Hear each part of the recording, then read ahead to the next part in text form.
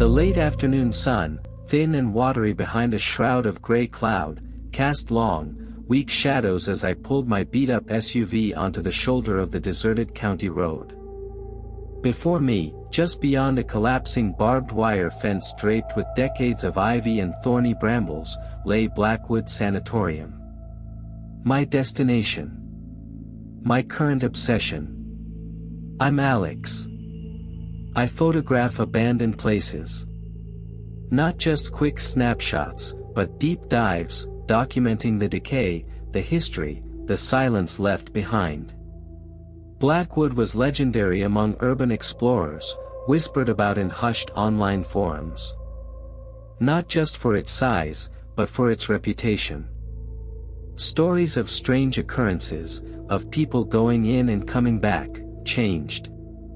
Or not coming back at all. I dismissed most of it as hyperbole, the usual campfire tales spun around forgotten structures. But curiosity, a potent, dangerous drug, had finally hooked me. The air immediately felt different here. Colder, despite the season. Thicker, carrying the scent of damp earth, decaying leaves, and something else, something stagnant and faintly metallic, like old blood and rust. The drive from the highway had been long, winding through increasingly dense, skeletal woods. Now, only the wind, sighing through the brittle branches, broke the silence. The entrance gate, a twisted monument of wrought iron, hung precariously on a single rusted hinge. Beyond it, a once grand, now terribly overgrown driveway curved towards the main building, swallowed almost entirely by tall grass and tenacious weeds. As I stepped out of the car, the gravel crunched loudly under my boots, a jarring sound in the profound stillness. My camera bag felt heavy on my shoulder, my tripod awkward in my hand. Necessary weight, necessary tools. I started walking, pushing through waist-high grass that snagged at my jeans. The sanatorium itself loomed ahead, an enormous, dark silhouette against the bruised sky. It wasn't just a building, it was a complex. A central, imposing structure, 5 stories tall, with arched windows like vacant eyes staring out, flanked by several smaller, connected wings that snaked outwards like skeletal limbs. The stone facade, once a proud gray, was now streaked with black mildew and green moss, giving it a diseased appearance. Sections of the roof had caved in, exposing splintered rafters like broken ribs. Most of the windows were shattered or missing entirely, leaving dark, empty sockets. A few were still miraculously intact, reflecting the dull sky like cloudy, blind eyes. I circled the perimeter slowly, my camera already out, snapping wide shots that tried to capture the sheer scale of the decay. The silence pressed in, broken only by the wind and the distant, mournful call of a bird I couldn't identify.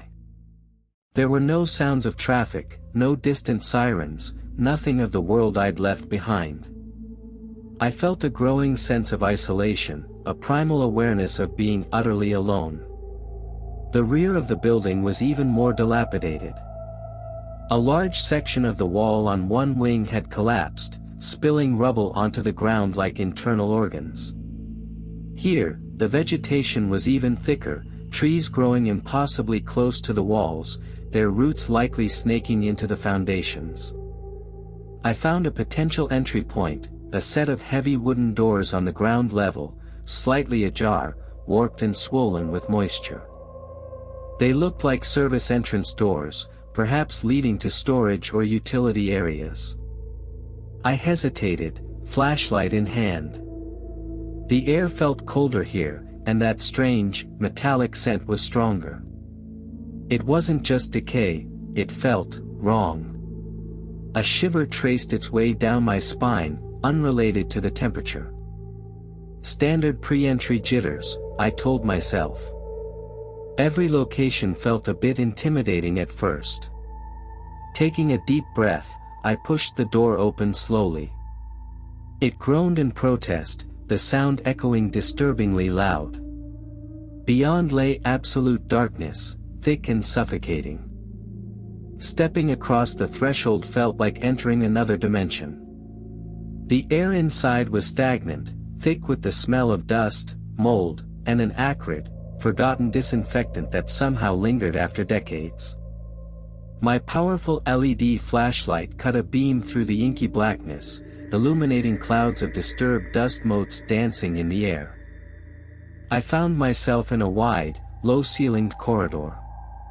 Peeling paint hung from the walls in strips like diseased skin, revealing layers of faded colors beneath, institutional greens, yellows, and blues. The floor was a mosaic of cracked linoleum tiles, many of them lifted and curled at the edges. To my left, a large room with a counter running along one wall. This was likely the admissions or reception area. Desks lay overturned, their drawers spilled open, scattering brittle, yellowed paper across the floor. An old, manual typewriter sat on one desk, its keys frozen in place, covered in a thick layer of grime.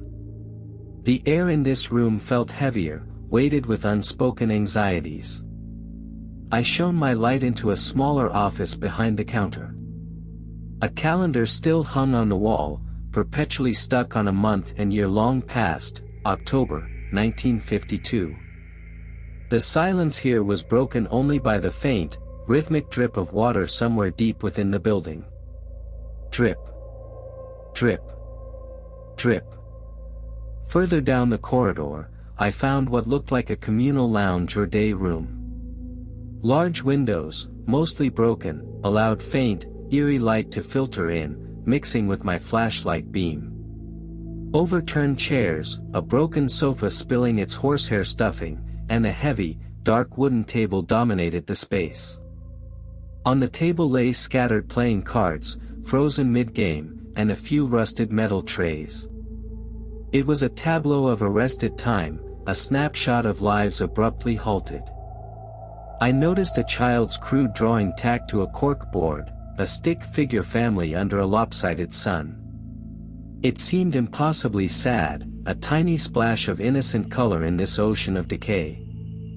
I started taking photos, the click of my camera's shutter sharp and intrusive.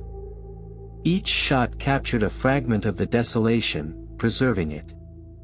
As I worked, a sound reached me, faint, from somewhere above. A light scuff. My head snapped up. I held my breath, listening intently. Nothing. Just the wind outside, and the persistent drip. Just the building settling, I told myself. Old buildings make noise. I moved deeper, exploring the administrative wing. More offices, filled with empty filing cabinets, scattered papers, and the ghosts of bureaucracy. The air here was drier, thicker with paper dust. In one office, I found a large, leather-bound ledger lying open. The pages were brittle, the ink faded, but I could make out entries, patient names, admission dates, diagnoses.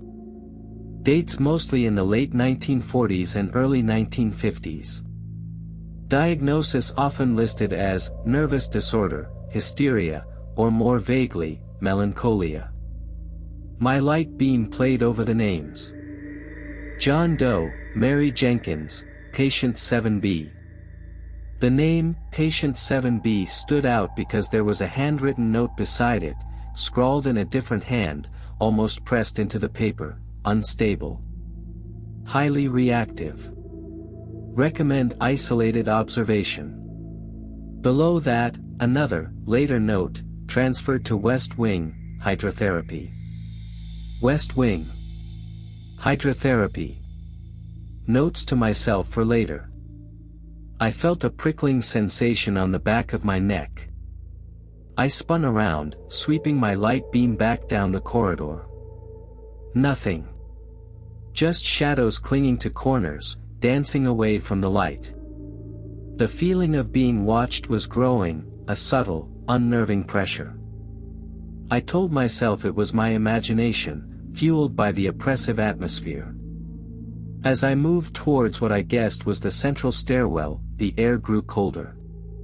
Not just cool, but truly cold, a pocket of frigid air in the otherwise stagnant environment. My breath plumed in front of my face. This was beyond simple drafts. This felt unnatural. And then I heard it again.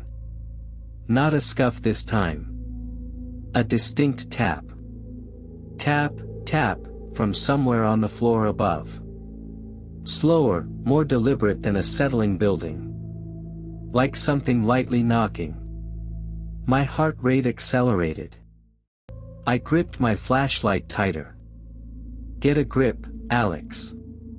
It's probably just pigeons or a rodent. But the sound was too regular, too much like a person. I decided it was time to explore the upper floors. The central stairwell was grand but crumbling, the stone steps worn down in the middle, the iron railing rusted and loose. It ascended into darkness. Climbing the stairs felt like ascending into the building's afflicted heart. With each step, the air grew colder, the silence more profound. The sound of my own footsteps echoed strangely, amplified in the stairwell. I emerged onto the second floor. The layout was different here, longer, narrower corridors lined with doors. Patient rooms. My light beam played over the peeling numbers on the doors, 201, 202, 203. The smell here was different too. Underlying the dust and mold was a faint, clinical odor, mixed with something else, something sweet and sickening, like stale decay and regret. I pushed open the door to room 205. It was small, Spartan. A rusty metal bed frame stood in the center, the mattress long gone, leaving only a stained, ripped cover. A single window looked out onto dense trees, admitting almost no light. On the wall, near where the head of the bed would have been, someone had scratched into the paint. I leaned closer, shining my light. Crude, overlapping lines. At first, they looked random, but then I saw it, the repeated etching of a single letter, H. Repeated over and over, almost obsessively. H. H. H. A wave of profound sadness washed over me, heavy and unexpected. I felt a crushing weight in my chest, a sense of utter hopelessness that didn't belong to me.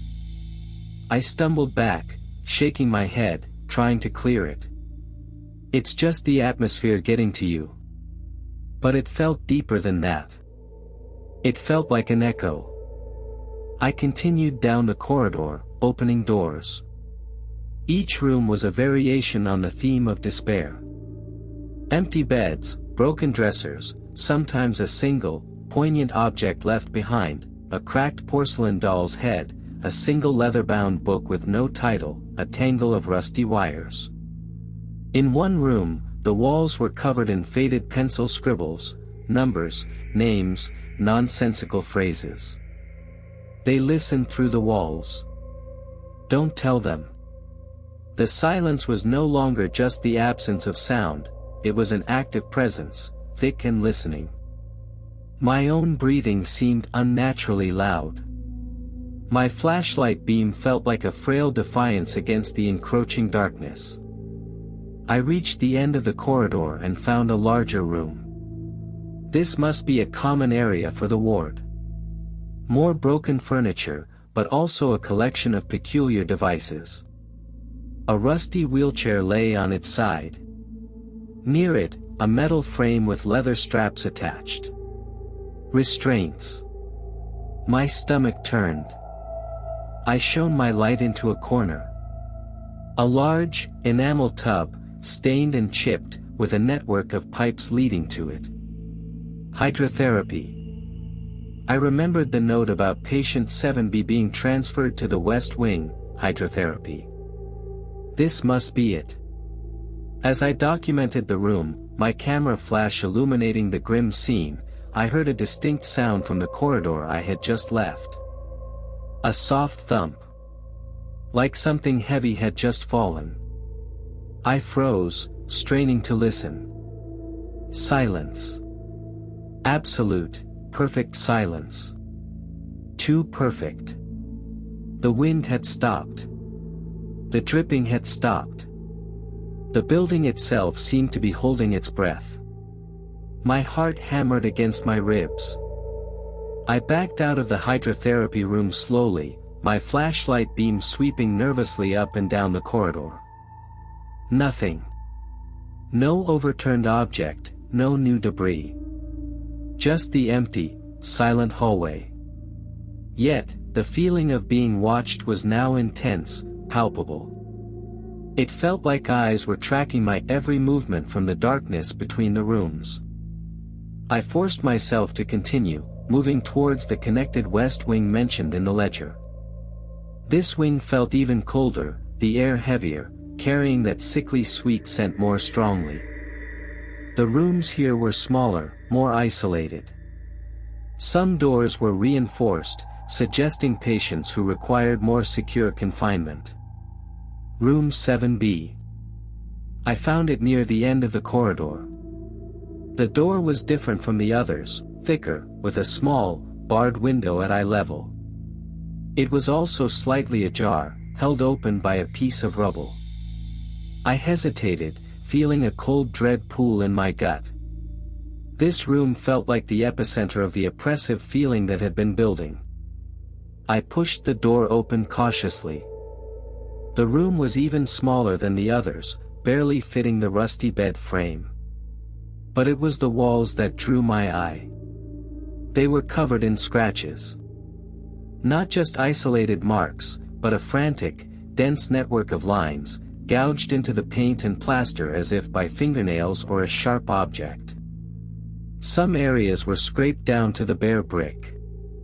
And amongst the chaos, I saw them again, dozens, maybe hundreds, of scratched H's. More manic, more desperate than the ones downstairs. The air in 7B was frigid, biting cold. It smelled overwhelmingly of that sweet, metallic, sickening odor. And layered beneath it, something else, a hint of something foul, like decay and despair given physical form. As I stood there, my flashlight beam traversing the horrific artwork on the walls, a whisper snaked into my ear. It wasn't a sound I heard with my ears, but a thought, a feeling that manifested as a whisper in my mind. Get out. I stumbled back, my heart leaping into my throat. It was clear, distinct, and filled with an immense, ancient weariness. It wasn't malicious, not yet. It felt cautionary. But what was giving the warning? And to whom? As if in response to my thought, the silence broke. Not with a whisper, but with a shriek. It was faint at first, echoing down the corridors, a sound of pure, agonizing terror and pain. It didn't sound human, not entirely. It was distorted, drawn out, like a scream played through static. I didn't need to think. The backpack was ripped off my shoulder, the tripod dropped. Survival instinct screamed at me. Get out. Now. I turned and ran. Panic propelled me down the corridor, away from room 7B and the echoing shriek. My flashlight beam bounced wildly, illuminating fleeting glimpses of decaying walls and open doorways. The sounds followed me, now seeming to come from everywhere at once, whispers, scuffs, faint cries. I reached the central stairwell and plunged down, taking the steps 2 at a time. The old stone was treacherous, and I nearly fell, scraping my hand on the rough railing. The descent was disorienting, a spiral into deeper darkness and intensifying dread. I burst back onto the ground floor. It looked different now. Darker, somehow, even with my light. The air felt thick, resisting my movement. That oppressive feeling was crushing, like the weight of the entire building pressing down on me. I ran past the reception area, past the common room, heading for the service doors where I'd entered. But the sounds were growing louder, closer. They weren't just echoes anymore. There were distinct, shuffling footsteps behind me. And that dripping sound. It was now a rapid, frantic splatter. I reached the entrance doors. They were closed. Not just closed, but blocked. Something heavy scraped against the other side. I threw myself against them, but they didn't budge. Trapped. My mind raced. Where else could I go? The administrative wing. The upper floors again. No, the sounds were coming from there. There had to be another way out. A fire escape. A back exit. My frantic sweep of the ground floor hadn't revealed one. Then I remembered the basement. Utility access. Often forgotten, often overlooked. Often, connected to things that shouldn't be disturbed. A basement stairwell. I desperately swept my light around, searching. There. Near the back of the administrative area, almost hidden behind a wall of rusty lockers, was another door. It was heavy, metal, marked with faded stenciled letters, Utility Access, No Admittance. I gripped the handle. It was cold, slick with moisture. It turned with a groan, and I pulled the door open, revealing another stairwell, this one concrete, narrower, plunging straight down into absolute blackness. The air rising from it was damp, bone-chillingly cold, and carried the strongest concentration of that foul, sweet sick scent I'd smelled yet. It reeked of rust, decay, and something fundamentally wrong. The sounds from the main floor were closing in. The shuffling footsteps were just down the corridor. The whispering was right behind me. I didn't hesitate. Escape was the only option. I slipped through the door, pulling it shut behind me. It didn't latch, but it obscured the light and muffled the sounds above, plunging me into near-total darkness save for my flashlight beam. The basement stairs were concrete, worn and cracked. Water dripped constantly here, not the rhythmic tap from before, but an incessant, heavy splattering that echoed in the confined space. The air was thick with humidity, making it hard to breathe. My light beam revealed walls covered in dark, creeping mold, ancient pipes coated in rust, and cobwebs thick as cotton candy. I reached the bottom of the stairs.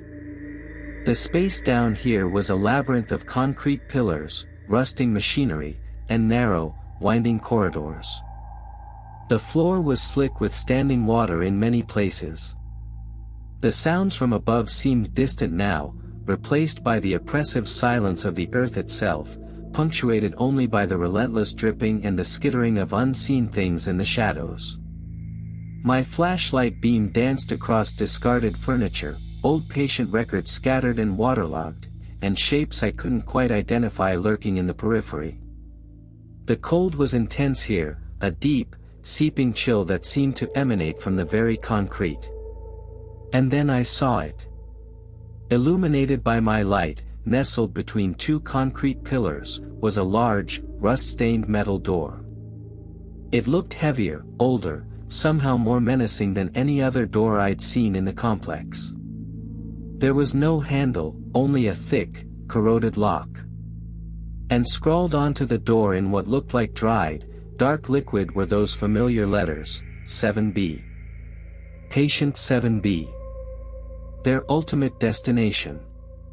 Not just hydrotherapy on the upper floors, but down here. Buried. Isolated. A profound sense of dread settled over me, heavier than the weight of the building. This wasn't just a utility basement. This was the source. The place where the deepest suffering, the most profound despair, had been contained. Or perhaps, cultivated. As I stared at the door marked 7B, the dripping stopped. The skittering stopped. The silence returned, more absolute than ever. And then, from within the metal door, came a sound. A low, guttural scrape. It was slow, deliberate. Like something heavy being dragged across a rough floor. It wasn't coming from outside the door, it was coming from behind it. My flashlight beam trembled. I wanted to run, to scramble back up the stairs, to break through those blocked doors on the ground floor. But my feet felt rooted to the slick concrete. My breath hitched in my throat. The scraping stopped. A different sound began. A wet, sucking noise. And then, a whisper. This time, it wasn't in my mind. It was real. It slithered from the crack at the bottom of the door, cold and sibilant, barely audible. It wasn't words I understood, but the feeling it conveyed was unmistakable. Hunger. Ancient, insatiable hunger. Directed at me. And then, something hit the inside of the metal door. Not a scrape, but a heavy thud. Followed by another. And another. Growing faster, harder. Like something was throwing itself against the door. Thud. Thud. Thud. The metal began to buckle inward slightly. Panic finally broke my paralysis. I spun around, not even looking where I was going, just needing to be away from that door, away from that sound, away from the thing behind it. I stumbled through the maze of pillars, my light beam bouncing frantically. The water on the floor splashed around my boots. I could hear it now, the sounds were returning from the floors above, louder, closer. The shuffling footsteps were on the basement stairs. The whispers were echoing down the corridors. And behind me, the thudding on the door marked 7B intensified, a frantic, heavy pounding interspersed with that wet, sucking noise. I was trapped between two sources of horror. The ancient, hungry thing below, and whatever malevolent presence inhabited the floors above, now alerted to my presence and actively pursuing me. I ran blindly, tripping over unseen debris. My light flickered. No. Not now. I slapped the side of it, and it steadied, but the momentary darkness had disoriented me. Where were the stairs? A sound directly behind me made me scream. Not a thud, not a whisper, but a choked, wet gasp. I whirled around, light beam shaking. Nothing was there. But the air moved. A rush of intensely cold air brushed past my face, carrying that sickening, sweet scent right into my lungs. I gagged. And then I saw them. In the distance, down a narrow, waterlogged passage, faint pinpricks of light.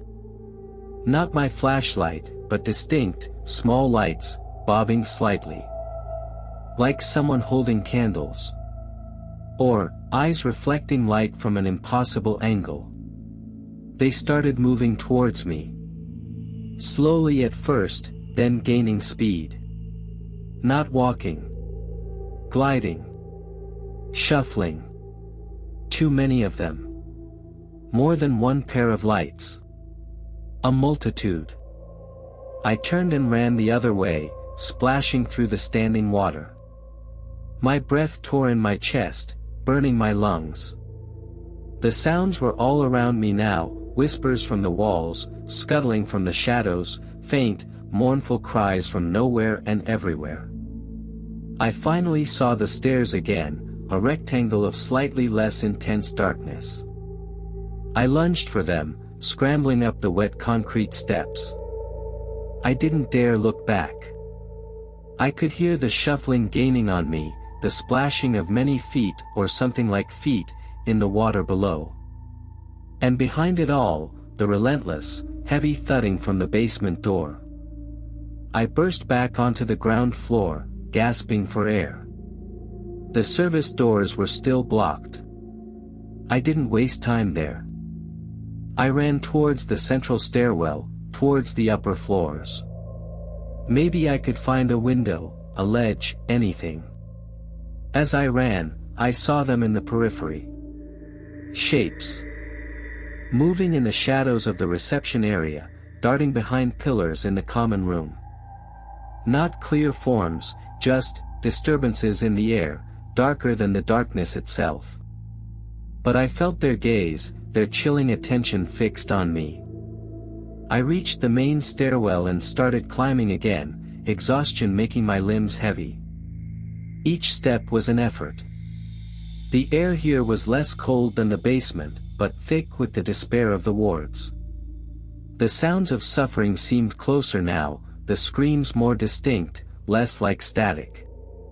They were patient screams, laced with terror and pain, just as they must have been decades ago. I reached the second floor. The corridor seemed longer, the doors more numerous. The scratches on the walls of room 205 seemed to writhe in my flashlight beam. The feeling of hopelessness returned, sharper this time, threatening to drown me. I forced myself onwards, towards the hydrotherapy area, towards room 7B on this floor. Why? I didn't know. Some morbid compulsion, some desperate, foolish hope of understanding, or perhaps just the building itself drawing me in. As I neared the hydrotherapy room, the air grew frigid again.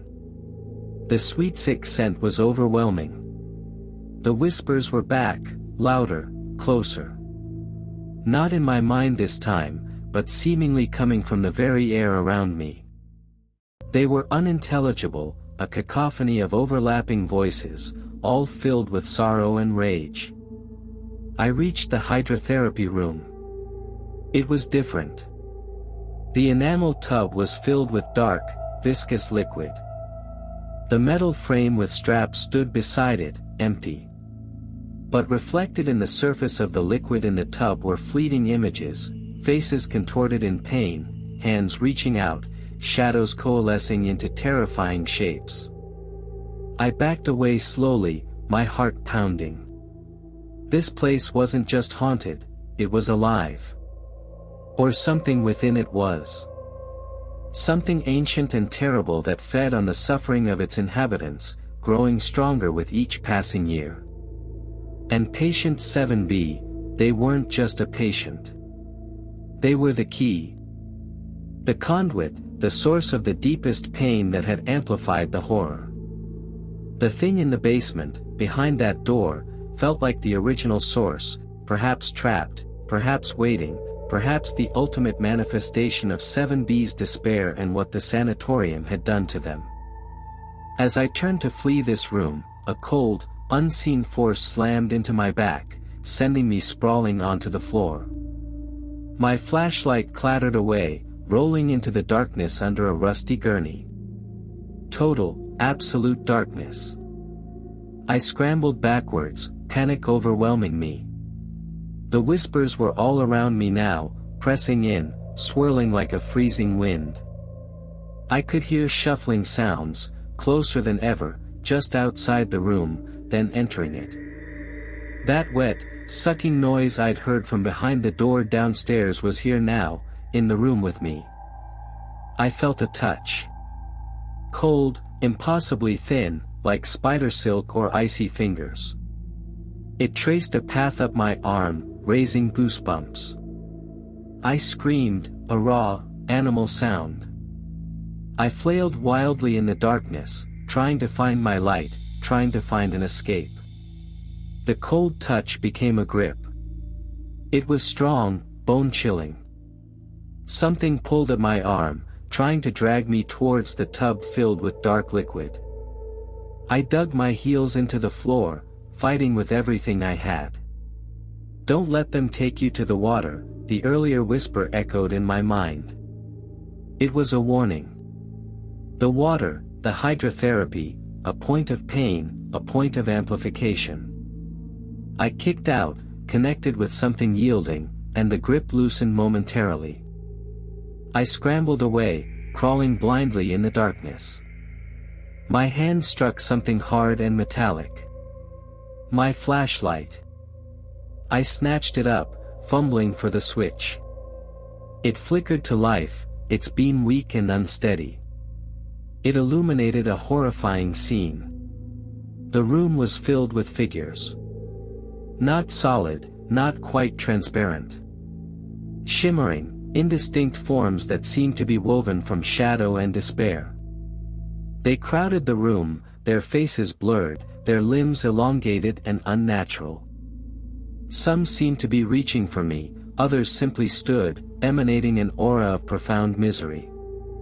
And amongst them, hovering near the tub, was a form darker, more defined, with eyes that glowed with an inner, malevolent light. It wasn't patient 7B, not the person they were. It was what Blackwood had made them. With a guttural cry, I scrambled to my feet, ignoring the pain in my knee. I didn't aim for the corridor, for the way I'd come. That was blocked by the entities. I saw another door, one I hadn't noticed in my earlier sweep, half hidden in the wall. A small, heavy door that looked like it led to a linen closet or storage. It was a desperate, foolish gamble. I threw myself at it. It didn't budge. The handle was rusted shut. The figures were closing in, their whispers escalating into a cacophony of screams and hisses. The air grew impossibly cold, burning my lungs. Despair flooded me, the same crushing despair I'd felt earlier, amplified 1,000-fold. It wasn't just an echo now, it felt like it was being injected directly into my soul. This is how they broke people. This is how 7B was made. They didn't just treat the body, they attacked the mind, the spirit, until only the suffering remained. Fight it, the whisper returned, fainter this time, almost swallowed by the noise. Don't give them the despair. It was a lifeline. A tiny spark of defiance. I wouldn't break. Not like this. Not here. With a primal roar of pure rage and desperation, I slammed my shoulder against the rusted door again and again. The old wood groaned, the hinges screamed. The figures shrieked, their forms lunging. The cold grip was back, latching onto my ankle, trying to drag me down. Crack. A splintering sound. The door gave way inwards. I tore my ankle free, leaving a piece of my pant leg and perhaps skin behind. I stumbled through the opening and slammed the door shut behind me with the last of my strength. I was in a small, dark space, smelling of old linen and disinfectant. It was cramped, suffocating, but blessedly empty. The sounds from the hydrotherapy room were muffled by the door, the shrieks, the thudding, the wet sucking, but they were still there, a furious storm just inches away. My flashlight beam, still weak, showed a narrow passage, not a closet. It seemed to lead, somewhere. Hope, faint but desperately needed, flickered within me. I moved forward, heart pounding, ears straining. The passage was short, opening onto a wider corridor. This part of the building felt older, forgotten. The air was still cold, still smelled of decay, but that oppressive, suffocating presence felt less intense here. I followed the corridor, my light beam sweeping ahead. I passed old storage rooms filled with broken furniture and medical equipment. Then, I saw it. A set of double doors, slightly ajar, leading outside. A rear exit I'd missed during my exterior sweep, perhaps intentionally hidden. I didn't hesitate. Ignoring the scrapes and pains, ignoring the lingering sense of eyes on my back, I pushed the doors open and stumbled out into the twilight. The cold, damp air outside hit me, sharp and clean after the foul atmosphere of the sanatorium's interior. The sun had set completely now, the sky a deep, bruised purple. The dense woods surrounding Blackwood were silent, watchful. I didn't look back. I ran. Ran through the tall, wet grass, back towards the overgrown driveway, back towards my car. The sounds of the building faded behind me, replaced by the pounding of my own blood in my ears and the rustling of grass. I reached the dilapidated gate, scrambled through the gap in the fence, and finally, miraculously, saw my SUV waiting on the shoulder of the road. It looked impossibly ordinary, a beacon of the normal world. I fumbled with the keys, hands shaking violently. I got in, locked the doors, and started the engine. The sound of the engine roaring to life was the most beautiful thing I'd ever heard. I pulled away from the curb, tires spitting gravel. As I drove, I risked a glance in the rearview mirror. Blackwood Sanatorium was a dark, silent shape against the night sky, its broken windows like black holes. It looked dead. Abandoned. Harmless. But I knew better. I drove for miles, the silence in the car heavy, broken only by my ragged breathing. I didn't stop until I reached the highway, the comforting roar of traffic a stark contrast to the silence I'd left behind. It's been weeks now. I'm home. My gear is cleaned and stored. I developed the photos I managed to take, but most were blurry, distorted. The ones from inside, they show the decay, the dust, the emptiness. But they don't show the cold, the whispers, the shapes and the shadows. They don't show the terror. I try to sleep, but the silence of my apartment feels wrong. Too quiet. My own house makes sounds now, creaks, drips, the settling of wood. And sometimes, when the lights are off and the city is asleep, I hear it. Faint, from the corner of the room, or just outside my door. A soft thump. And sometimes, from the deepest parts of the house, from the shadows under the bed or in the back of the closet, I hear something else. A low, wet, sucking noise.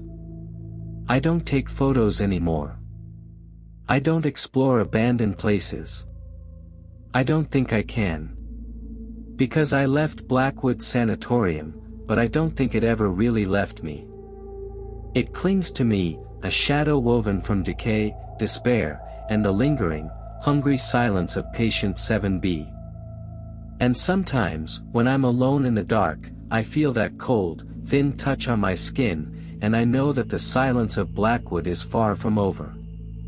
It's just waiting. Watching. Listening.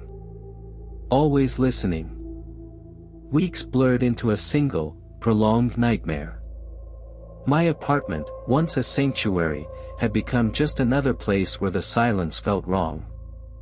The sounds I dismissed as settling, the creaks, the groans, the distant drips, they hadn't stopped. They had multiplied, growing clearer, more insistent. The cold spots lingered, moving through rooms like unseen currents. And that smell, that faint, sweet sick, metallic odor, it would sometimes bloom unexpectedly in the air, sharp and sickening. Sleep offered no respite. Dreams were a kaleidoscope of peeling paint, dark corridors, and frantic, scratching figures. I'd wake up covered in sweat, the echoes of phantom whispers still clinging to the edges of my hearing. My camera bag sat in the corner, untouched, a constant reminder of where I'd been and what I'd brought back.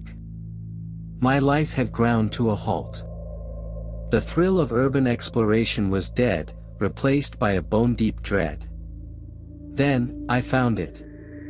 While cleaning out my gear, forcing myself to confront the physical remnants of that day, my hand closed around something small and hard in a side pocket of my backpack. It wasn't mine.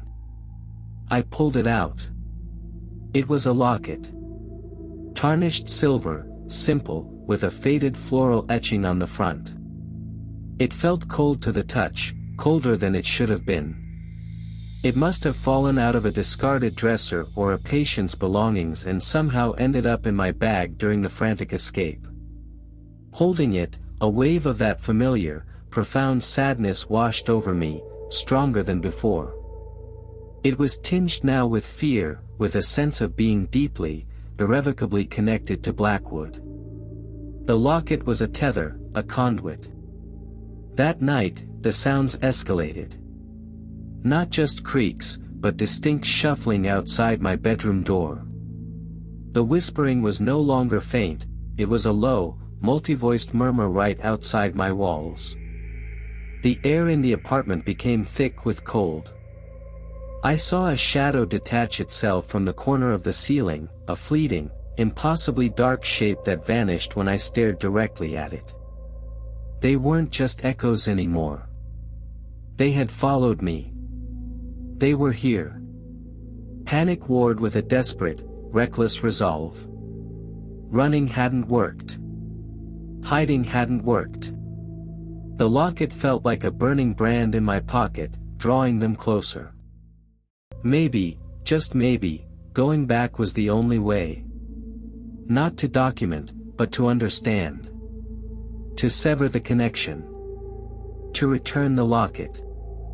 To confront whatever entity was tied to patient 7B in this place. It was insane, suicidal even, but the thought of living like this, perpetually haunted, was a slower, agonizing death. I spent the next few days preparing. Not camera gear this time, mostly practical supplies, high-powered flashlights, extra batteries, a small first aid kit, thick gloves, sturdy boots, a bottle of water, and a cheap, heavy-duty headlamp to keep my hands free. And the locket, wrapped carefully in a handkerchief, tucked into my inner jacket pocket. The drive back felt longer, the woods thicker, the sky grayer. As I neared the turnoff for the county road, my hands tightened on the steering wheel. My heart hammered a frantic rhythm against my ribs. The air grew colder, taking on that distinctive, earthy metallic tang even before I saw the gate. Pulling up to the side of the road where I'd left my SUV weeks ago felt like stepping onto a battleground. The air was heavy, charged with a palpable tension. The wind, which had been sighing through the trees earlier, was now completely still. The silence wasn't just the absence of sound, it felt like a held breath. The gate was exactly as I'd left it, leaning precariously.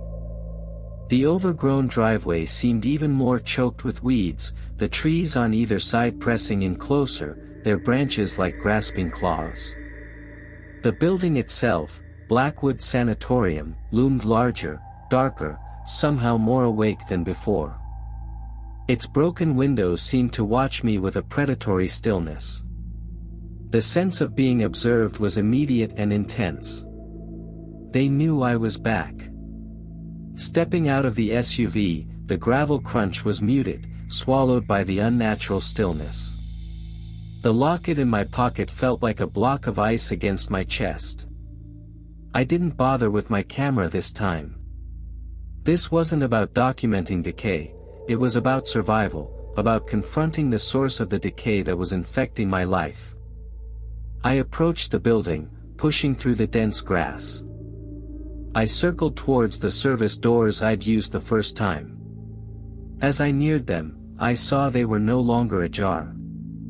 They were shut tight, warped and swollen, looking impossibly solid. It wasn't rubble blocking them from the inside this time. It felt like the building itself was resisting my entry through this point. Clever. They wanted to choose where I went this time. I moved along the wall, searching for another way in. The section where the wall had collapsed was still there, a gap exposing the building's ruined interior.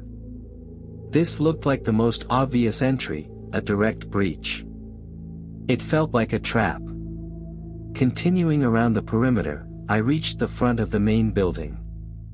The grand double doors, once the official entrance, were still mostly intact, heavy wood encased in iron banding, but chained shut with a thick, rusted chain and a padlock. No entry there. I found a window on the ground floor further along the administrative wing that was completely shattered, large enough to climb through, about 4 feet off the ground. It looked less deliberate than the collapsed wall, less like an obvious trap. Maybe it was just overlooked. Or maybe they wanted me to think that. Climbing through the jagged frame, I had to be careful not to cut myself. The air inside was instantly different, thicker, colder, laced with that familiar, foul odor. My headlamp beam cut a harsh swathe through the darkness, illuminating dust motes dancing in the frigid air. I landed softly on a pile of rubble and broken glass. I was in an office, much like the ones I'd seen before, filled with overturned furniture and scattered papers. The difference was the feeling. It was no longer just oppressive, it felt watchful, expectant. The silence hummed with unseen energy. Moving into the main corridor of the administrative wing, I swept my headlamp beam around. It looked the same as I remembered, the peeling paint, the cracked linoleum. But the shadows seemed deeper, clinging more fiercely to the corners. The scattered papers on the floor seemed to rustle faintly, not from a draft, but as if stirred by an invisible presence. I walked slowly, cautiously, my footsteps echoing unnaturally loud. I passed the office with the perpetual calendar, October, 1952. I glanced in. The calendar was gone. Where it had hung was a dark, greasy stain on the wall, vaguely hand-shaped. My blood ran cold. They were active. They were changing things. The locket felt colder, heavier. I reached into my pocket, my fingers closing around it. As I did, the whispers started. Not faint echoes this time, but distinct, multi-voiced murmuring that seemed to emanate from the walls themselves. I couldn't make out words, but the tone was a chorus of pain, anger, and something that felt like mocking curiosity. I pressed on, my headlamp beam steady despite the tremor in my hands. I passed the hidden basement door. It was shut tight. No light, no sound from beneath it. The scraping, the thudding, was the thing still trapped down there? Or had it found a way out? As I moved towards the center of the building, towards the main stairwell, the whispers intensified, seeming to swirl around me. Shapes flickered at the edge of my vision, fleeting movements in the darkness, gone when I turned my head. I felt unseen hands brush against my clothes, cold and startling. I reached the central stairwell. It felt like standing at the base of a dark well. The worn stone steps ascended into absolute blackness. The air here was frigid, biting. I could hear faint sounds from above, distant shuffling, a low moan, the rhythmic tap, tap, tap I'd heard on my first visit, but faster now, more insistent. They were waiting for me upstairs. Despite the fear, a grim determination set in. I had to go up. The locket felt like it was vibrating slightly in my pocket, a tiny, cold tremor. It was connected to the suffering here. Maybe to patient 7B themselves. My best chance of severing the link was at the source, in the heart of the sickness. Climbing the stairs was a climb into pure dread. The air grew colder with each step, the sounds from the upper floors clearer, closer.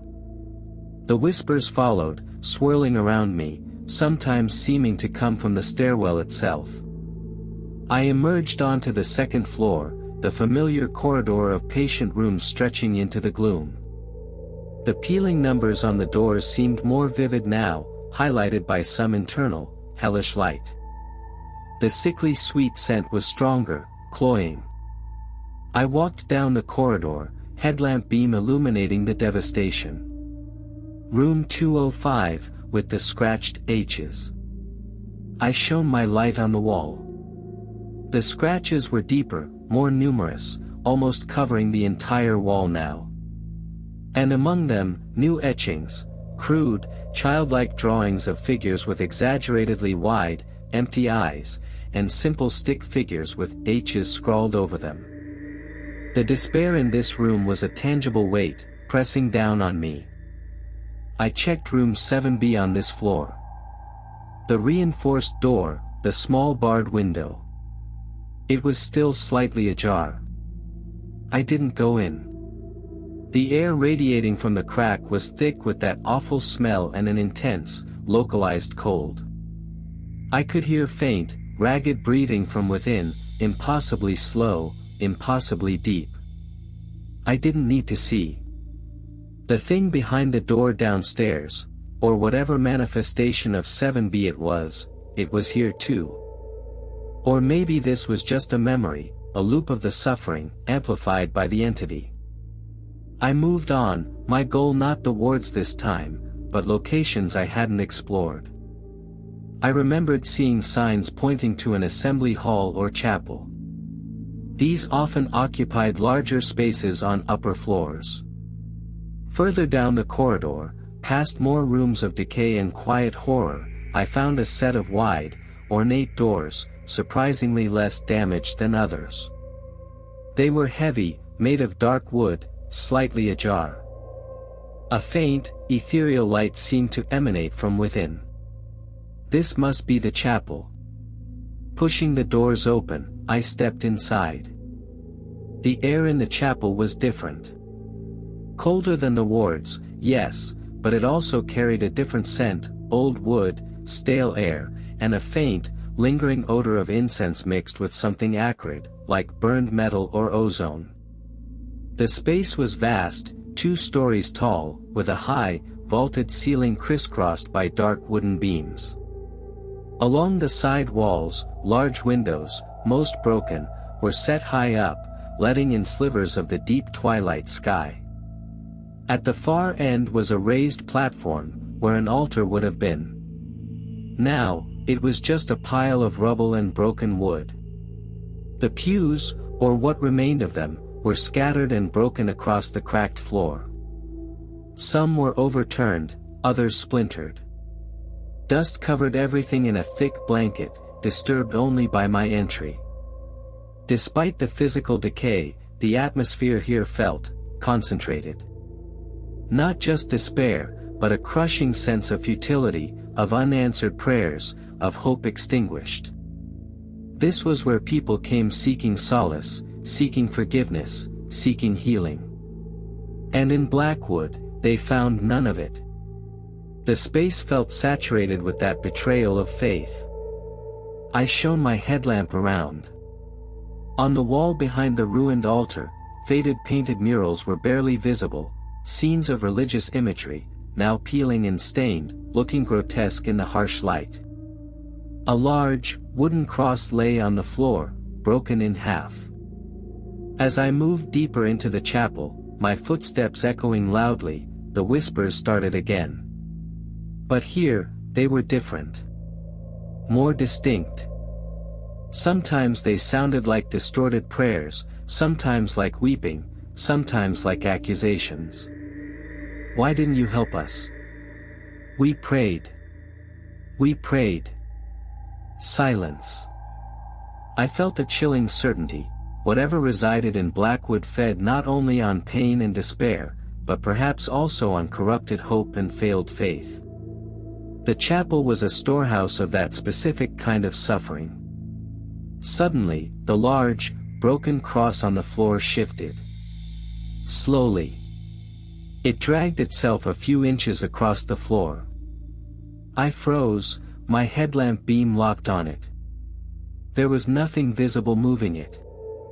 The air around it shimmered slightly, the temperature dropping further. The whispers rose in volume, swirling faster now, overlapping into a chaotic din that clawed at my sanity. They watched. They allowed it. Judgment. I backed away, stumbling over a broken pew.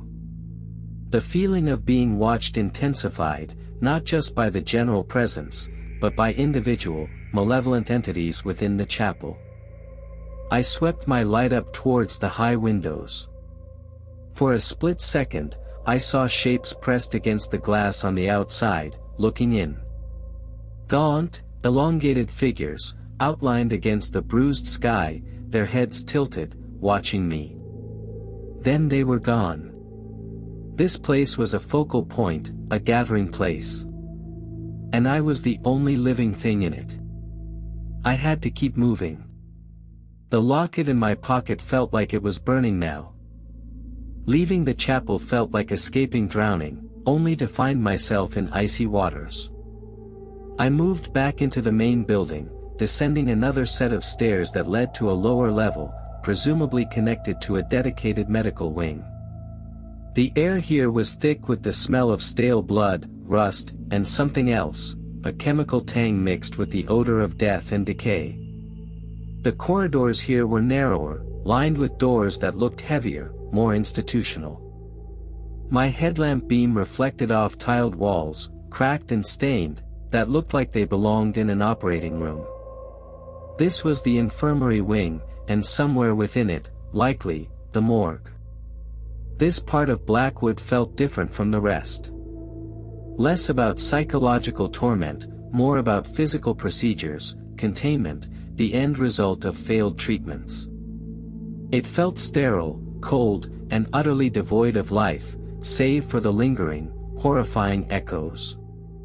I passed rooms with old, rusty medical equipment, twisted metal frames, stained tables, for stands like skeletal figures. In one room, a dentist's chair sat alone in the center, its foot pedal rusted, its headrest ripped. It looked like an instrument of torture. The whispers followed me here too, but they were different. More clinical, detached. Procedure. Patient stable. Dosage administered. Respiration slowing. Interspersed with choked gasps and whimpers. I found the morgue. It was at the end of a long, tiled corridor. The door was heavy, steel, surprisingly intact. It stood slightly ajar, invitingly, menacingly. A cold draft flowed from the gap, carrying an intense, deep chill and an overwhelming odor of formalin and decay. Stepping through the door was like entering a refrigerator of the dead. The room was small, tiled floor and walls, with a single, large stainless steel table in the center, stained dark with rust and ancient fluids. Along one wall was a bank of metal drawers, the morgue cabinets. Most were closed, but one, near the bottom, was pulled out a few inches. The air was colder than anywhere else in the building, a biting, absolute zero that felt wrong, impossible. My breath plumed violently. As I shone my headlamp around the room, the whispers here coalesced into a single, strong voice, cold and clinical, yet laced with a chilling triumph. 70B, difficult case. Hydrotherapy unresponsive. Required, alternative methods. The voice seemed to resonate from the walls, from the very air. My eyes were drawn to the open drawer in the morgue cabinet. What was in it? I knew, instinctively, that it was connected to 7B, to the source of the deepest horror. My hand trembled, but a morbid compulsion, stronger than my fear, drew me closer. I reached into my pocket, my fingers closing around the locket. It was vibrating violently now, buzzing with a cold energy that mirrored the chill of the room. I stood before the open drawer. My headlamp beam illuminated the darkness within. It was empty. Just cold, dark metal. But as I stared into the drawer, the edges seemed to warp, the darkness within deepening, swirling. The air in the room crackled with energy. The whispers intensified, no longer clinical, but a chorus of agony and rage. They put me here. They tried to hide me. I remember. From the blackness of the drawer, something began to emerge. Slowly. Not a body. Not a ghost. It was a manifestation of the suffering, the rage, the thing that Blackwood had created from patient 7B.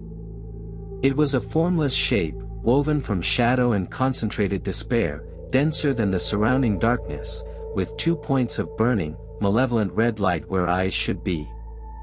It was accompanied by that wet, sucking sound, louder now, coming from the drawer itself. It reared up, expanding into the room, filling the space with an impalpable aura of pure horror and hate. The cold intensified to an unbearable degree, freezing the air in my lungs. "You brought it back," the chorus of voices shrieked, directed at me. "You are connected. Join us." The formless shape lunged towards me. I stumbled back, bringing my hands up defensively. The locket in my pocket was now burning hot, radiating cold energy. In a desperate, instinctive move, I tore the locket from my pocket and threw it at the entity. It sailed through the air, a small, insignificant object against the overwhelming horror. But as it neared the entity, the shadow form recoiled as if struck. A high, keening wail ripped through the room, a sound of agony and fury that was somehow worse than any scream. The locket seemed to glow faintly with a cold light as it hit the floor beside the open drawer. For a fleeting second, the entity seemed momentarily stunned, its form flickering. The whispers faltered. This was my chance. I didn't think. I turned and ran. Out of the morgue, down the tiled corridor. The shrieks from the morgue room echoed behind me, regaining their strength, growing louder, angrier. I ran back the way I came, through the infirmary wing. The clinical whispers and moans were now frantic, energized, seeming to chase me. I reached the stairs and scrambled up, heart hammering, lungs burning. Up the stairs, back onto the upper floor of the wards. The air here was thick with despair, the shrieks from the morgue blending with the terrified cries and whispers from the patient rooms. The shapes in the shadows were more numerous now, more distinct, darting down the corridor towards me. I couldn't go back to the central stairwell, they were likely converging there. I needed a different exit. A fire escape. A broken window large enough.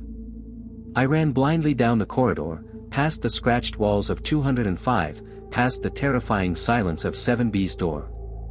I needed to get out, anywhere but here. As I ran, a force slammed into my legs, tripping me. I fell hard onto the cracked linoleum, scraping my hands and knees. My headlamp spun, its beam painting chaotic patterns on the ceiling. I scrambled to my feet, my body screaming in protest. They were all around me. The indistinct, shimmering shapes woven from shadow. They shuffled closer, their whispers a frantic, hungry chorus. I could feel their cold, unseen touch, pulling at my clothes, grazing my skin. The wet, sucking noise was close, right behind me. I lashed out with my foot, connecting with empty air, but the motion bought me a second. I stumbled towards a window at the end of the corridor. It was boarded up from the inside. No escape. Panic threatened to drown me. There was no way out.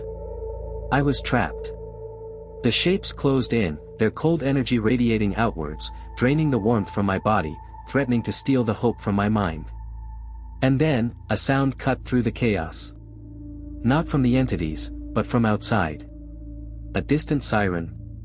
No. A train horn. No. It was something else. A low, resonant boom. Followed by another. And another. Like something heavy and powerful was striking the building from a distance. The entities hesitated. The whispers faltered. The shapes seemed to recoil slightly, their burning red eyes, where they had them, turning towards the source of the sound. Taking advantage of their momentary distraction, I lunged towards the central stairwell again. It was the most direct route down. Risk was necessary. I plunged down the stairs, hearing the booms continue, closer now, shaking the very structure of the building. The sounds of the entities followed me, their shrieks and shuffling resuming, but tinged with something that sounded like fear, or perhaps confusion. I reached the ground floor. The service doors were still blocked. The main doors were chained. But the front window I'd entered through, was it still open? I ran through the administrative wing, the booms outside growing louder, punctuated now by the sound of breaking glass and splintering wood from other parts of the building. Was someone else here? Was the building collapsing? I reached the office with the broken window. The window was still open, the jagged frame silhouetted against the dark outside. The booms were right outside now, deafening. I scrambled through the window head first, not caring about the cuts. I landed outside, rolling onto the damp grass. The air was cold, but clean. The sounds of the entities were abruptly cut off, left behind within the collapsing structure. I pushed myself to my hands and knees, gasping for air. I looked back at the building. The booms had stopped. But the side of the administration wing, where I had just climbed out, was now a gaping hole. It looked like something massive had repeatedly struck it, splintering stone and wood. And visible within the opening, retreating back into the darkness, was that formless shape, the entity born of 7B's suffering, and a multitude of lesser shadows swirling around it. They hadn't followed me out. They had been held inside. Contained. The booms, were they the containment failing? Or something outside trying to break in? Or something inside trying to break out? I didn't wait to find out. I got to my feet, ignored the pain, and ran. Back through the gate, back towards the road, towards my SUV. I reached the car, fumbling with the keys, just as before. Started the engine. The sound was salvation. I pulled away, tires spitting gravel, and sped down the county road. I didn't look back. The forest was a dark, silent wall on either side. The air in the car felt thin, empty, like something vital had been left behind. As I drove, the events replayed in my mind. The locket. I'd left the locket there, beside the open morgue drawer. Had that severed the connection? Had it trapped the entity, or part of it, back in that cold, dead room? Or had I just left the key to my own continued haunting? I reached the highway. The familiar roar of traffic should have been comforting, but it felt distant, unreal. The silence I'd escaped felt more real, more present, than the sounds of the living world. Weeks have passed again. I'm back in my apartment. The sounds are gone. The cold spots are gone.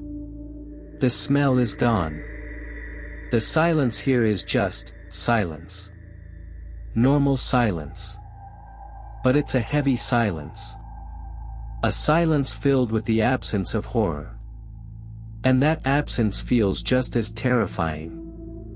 I sleep soundly now, but my dreams are empty, vast stretches of blackness that feel colder than any room in Blackwood. I don't take photos. I don't explore. I sit in my quiet apartment, surrounded by the absence. I think about the locket, sitting on the floor of that cold, empty morgue drawer. I think about patient 7B, whatever they were, whatever they became. I think about the things I saw, the things I felt, the whispers, the cold, the hunger. I survived Blackwood Sanatorium. I got out. But the silence that followed me home, the silence that has replaced the horror, is a constant reminder. A reminder that some places don't just hold darkness, they are darkness. And some connections, once made, can never truly be severed. I am free of the haunting, perhaps. But the silence I carry now is the silence of having faced a place where suffering was absolute, where hope died, and where something ancient and terrible feeds in the dark. It's the silence of knowing such places exist. And that is its own kind of horror. The silence of Blackwood wasn't just inside the building. It was inside me now. And it was louder than any scream. The end, for now.